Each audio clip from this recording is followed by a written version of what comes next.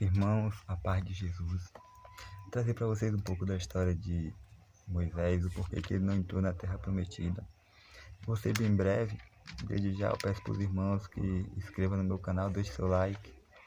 Vai ser bem glorioso. Vou trazer para vocês um pouco da história de Moisés, que vai se encontrar lá em Números 20, a partir do versículo 2, que vai dizer assim, ó: E não havia água para a congregação, então se congregaram contra Moisés e contra Arão, né? E o povo contendeu com Moisés e falaram dizendo: Oxalá fizessem expirados quando expiram nossos irmãos perante o Senhor. O 4 vai dizer assim: E por que trouxeres a congregação do Senhor a este deserto, para que morremos ali nós e nossos animais?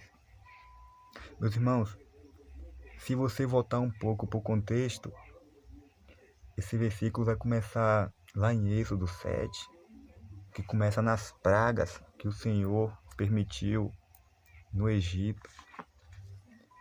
Então, desde lá, o Senhor usou Moisés e Arão para levar a sua palavra, né, para Faraó, o qual muitos temia. Era um rei brabo, um rei duro, de coração endurecido. Mas o Senhor usou Moisés na praga do rio Nilo, né, na praga das rãs, na praga das moscas, na praga dos piolhos. E você vê que Deus sempre foi falando com Moisés para falar com o Faraó, para libertar o seu povo filisteu, né? Mas mesmo assim ele endureceu o coração, mesmo assim não libertou o povo do Senhor. Até que chegou um tempo que o próprio Deus teve que descer no Egito.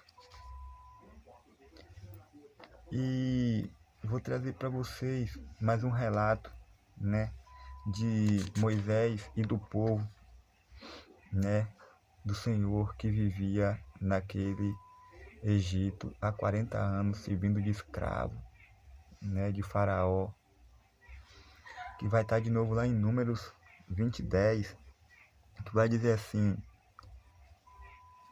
E Moisés e Arão reuniram-lhe a congregação diante da rocha, e disse-lhes: Ouve agora, rebeldes, porventura fizéssemos água nesta rocha para vós. Meus irmãos, a palavra de Deus, ela sempre tem direção. Ela nunca passa despercebida, né? Desde quando Deus manda eu ou você expressar uma palavra, ou levar uma palavra, é porque tem direção. Quantos corações abatidos hoje tem, precisando de uma palavra, né, de conforto, de uma palavra de Jesus te ama, Jesus te abençoe, mas muitos hoje não estão ouvindo isso por nós que somos crentes. E hoje é o que devemos fazer, levar. Hoje eu e você perdemos muitas bênçãos hoje. Por que disso? Às vezes a gente acorda, não dá um bom dia, não dá um Deus te abençoe. Aí eu pergunto para você, o que eu e você estamos fazendo para o Senhor? O que estamos oferecendo para Deus? Será que Deus está se agradando com o que eu e você estamos fazendo para Ele? Será que Deus está se agradando com o que eu e você estamos levando? Cadê a proporção da minha e da tua adoração para Deus? Então, eu vou trazer para vocês, vou seguir mais adiante só para vocês entenderem um pouco, né? Que vai estar lá no capítulo, no versículo 13, que vai dizer assim: Estas são as águas de Meribá, porque os filhos de Israel contenderam com o Senhor e se santificou neles. Vou trazer para vocês agora, meus irmãos, né, em Números 10:11, o qual vai dizer a palavra do Senhor, está lá em Números 20:11. Então Moisés levantou a sua mão e feriu a rocha 2 vezes com a sua vara, e saíram muitas águas, e bebeu a congregação e os seus animais. O 12 vai dizer: E o Senhor disse a Moisés e a Arão: porquanto não me crestes em mim para me santificar diante dos filhos de Israel. Por isso não me ireis com congregação da terra que eles têm lhe dado. Meus irmãos, então desde já Deus se irou com Arão e se irou com Moisés e com seu povo, porque Deus tirou aquele povo daquele sofrimento que eles viviam no Egito. Deus tirou eles daquela prisão, onde eles viveram 40 anos. A palavra vai dizer 40 anos. Deus tirou, Deus levantou, profetas para levar. O próprio Deus teve que ir até o Egito, para libertar o povo do Senhor.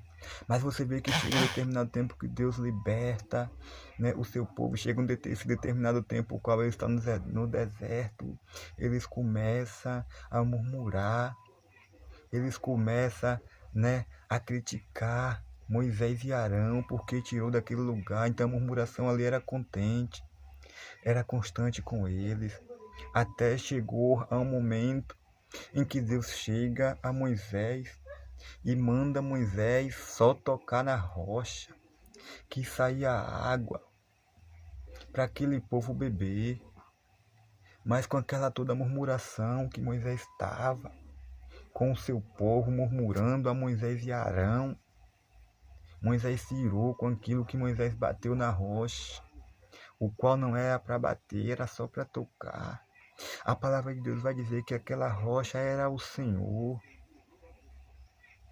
É por isso que muitas das vezes eu e você perdemos uma bênção, porque o Senhor manda eu e você só tocar, e a gente vai e bate, a gente apulanha.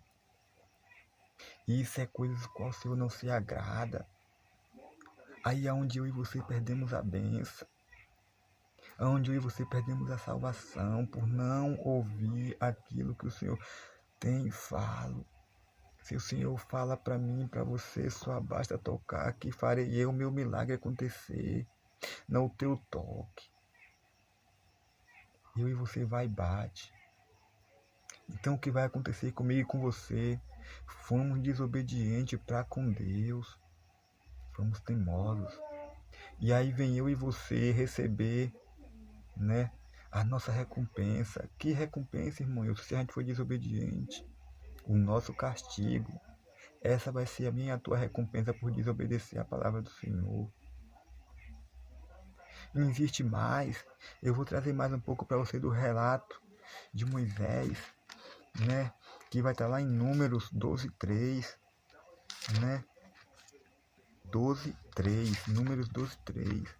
Vamos conferir comigo o que está escrito em Números 12:3, para você ver um pouco da história de Moisés. Vai dizer assim, ó: e era o varão Moisés muito manso, presta atenção comigo, e era, o varão Moisés muito manso, mais de que todos os homens que havia sobre a terra. E logo o Senhor disse a Moisés e a Arão e a Miriam: vós três, sai a tenda da congregação. E saíram eles três. Então o Senhor desceu na coluna de nuvem e se pôs à porta da tenda. Depois chamou Arão e a Miriam, e eles saíram ambos, e disse: ouve agora as minhas palavras. Se entre vós houver profeta, eu, o Senhor, em visão, a ele me falei conhecer. Então você vê que a palavra de Deus, ela nunca passa em vão. A palavra de Deus vai dizer que Moisés era um homem muito manso. E você vê que ele foi um homem muito manso, porque mediante aquelas coisas, aquelas críticas que ele passava, lá no Egito com Faraó, que chegou até o momento de Faraó mandar ele sair, que se ele não saísse, Faraó ia matar ele. E é nesse momento o qual o Senhor permite a praga dos animais, Então você vê que naquele momento, quando o Senhor permite a praga dos animais, morre todos os animais. E naqueles animais que morrem, aquela cidade em um dia vai à falência. Porque o que gerava o rendimento da cidade eram os animais que produziam, que levavam, que transportavam o alimento. Então você vê que Moisés era um profeta muito usado por Deus. Deus usava muito ele. Até chegou um momento dele ser tão manso que ele se irou e bateu naquela rocha, o qual o Senhor falou para ele: só toca. Só toca naquilo que Deus manda tu tocar. Só prospera quando Deus manda tu fazer uma coisa que tu faz do jeito que Deus manda você falar. Você só prospera. Você só tem a ganhar. Você só tem bênção. Mas quando a gente formos desobedientes naquilo que Deus tem mandado a gente fazer, e a gente faz de maneira que o Senhor não mandou, a gente paga. E a gente paga um preço grande, né? Então chega um tempo naquelas aflições que eles estão vivendo, né?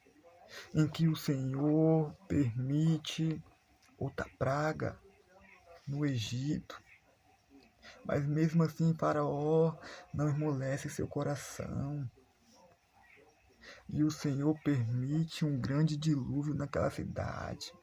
Um grande eclipse que apaga tudo. E só o lado dos filisteus é que ficam acesos. Todos os rebanhos que o Senhor permitiu morrer no Egito, os lados dos filisteus não morreram nenhum. Então você vê onde que está, né, o contexto dessa história de Moisés e de Faraó. Existe algo diferente entre Moisés e Faraó: a obediência, a desobediência e o crescimento da desobediência. Então, isso é 3 fatos que levam um texto e um contexto dessa história de Moisés. A obediência de Moisés era que ele levava aquilo que o Senhor mandava ele levar. Ele fazia aquilo que o Senhor mandava ele fazer.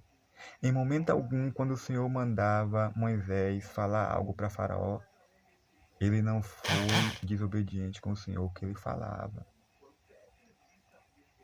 Esse é o caso da obediência. Agora eu vou te falar o caso da desobediência. A desobediência é que o Senhor mandava, né, Moisés falar para Faraó, mas Faraó desobedecia, né, a palavra de Deus, porque ele acreditava no seu Deus e não acreditava no Deus de Moisés. Então, a desobediência gerou o castigo para Faraó. A desobediência hoje é o que gera o castigo para mim e para a tua vida. A obediência é que traz a minha e a tua exaltação, a minha e a tua confiança com Deus, a minha e a tua fé. Isso é o motivo da existência, da minha e da tua conquista. É obedecer a Deus, é aprender a ouvir a palavra do Senhor, praticar. Porque não adianta eu e você só ouvir e não praticar. Nós temos que ouvir e praticar. Praticar como, irmão Wilson? Quantos irmãos tem que necessitam de uma palavra, que necessita de um conforto, que necessita aprender, né, mais da palavra de Deus? É isso que é praticar. É vivenciar a palavra. É contestar a palavra, né? Então você vê que Moisés, ele foi temente com Deus nesse caso. Mas eu vou te dizer o caso da desobediência de Moisés. Vamos de novo lá para Êxodo 17:6. Vamos voltar um pouco, só para você aprender, só para você ver um pouco. Êxodo 17:6. Êxodo 17:6. só voltar um pouco para você ter uma noção do que vai dizer a palavra do Senhor com Moisés. Êxodo 17:6 vai dizer assim a palavra do Senhor: Eis que eu estarei ali diante de ti sobre a rocha em Ardab, e tu ferirás a rocha, e dela sairá águas, e o povo beberás. E Moisés assim o faz diante dos olhos dos anciões de Israel. Então você pegou esse contexto comigo, porque a palavra do Senhor vai falar de Moisés lá em Êxodo, vai falar de Moisés lá em Números, e vai falar de Moisés lá em 1 Coríntios 10:1. Então, isso aí eu estou trazendo algo para você, só para você entender o que a gente perde com Deus, por a gente não fazer a vontade dele e por a gente desobedecer o que Deus manda a gente fazer. Vou trazer mais algo para você na palavra do Senhor. Então o Senhor está dizendo para Moisés, lá em Êxodo 7, né? O Senhor está dizendo para ele algo bem forte, bem, ó, que o Senhor está dizendo que vai estar com ele, né? Eis que eu estarei ali diante de ti sobre a rocha. Então, se Deus está dizendo, eis que eu estarei ali diante de ti sobre a rocha, já está dizendo tudo. Eu estarei ali diante de ti sobre a rocha. Se Deus está dizendo que ele está sobre a rocha, diante de ti, é porque Deus é a rocha. Mas chega a determinados tempos, determinado equívoco, que eu e você passamos despercebido, que Deus está falando a todo instante: estou eu ali com você, estou eu aqui com você. Deus está falando que está no teu trabalho, que está na tua casa, que está no teu lar, né? Que está nos teus negócios, que está nas tuas conquistas, mas parece que você não entendeu, você não decifrou naquilo que Deus falou com você. Então, naquele momento, quando Deus fala que está com você na rocha, é porque Ele é o rochedo. Ele é aquele que está te guardando nas horas das angústias, nas horas da precisão. Ele está contigo para te livrar, para te dar forças, para te sustentar. Então, naquele momento, quando o Senhor fala que está com Ele, é porque o Senhor já sabia que aquele povo filisteu ia murmurar, gente. O Senhor já sabia. O Senhor já sabia. Porque Ele sabe de tudo, de todas as coisas.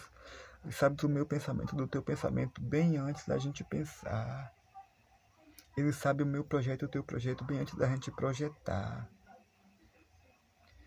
Então, chega a certa circunstância que devemos, né, se apaziguar com os nossos pensamentos, né? Porque às vezes seu pensamento está pensando uma coisa, mas quando seus olhos vão em outra coisa, então já começa a mudar, já começa a criar uma coisa equívoca, que você começa a pensar em duas etapas. Parece que seu pensamento começa diminuir assim, crescer, diminuir, crescer, com pensamento em várias coisas ao mesmo tempo. Mas algo que eu tenho para te dizer: quando você tem um foco em Deus, pode vir qualquer coisa, gente. Pode vir tempestade, pode vir lutas, pode vir provações, pode vir qualquer coisa. O foco é sempre Deus. Então, o que o Senhor, né, nesse momento falou para Moisés: vamos lá para 1 Coríntios 10:1, que você vai saber agora, eu vou te dizer agora.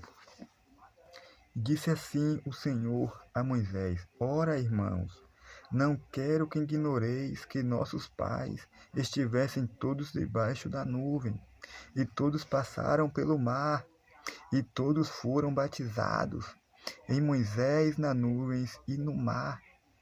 Aí você vai ver, né, que passaram todos pelo mar, um mar que ninguém passava.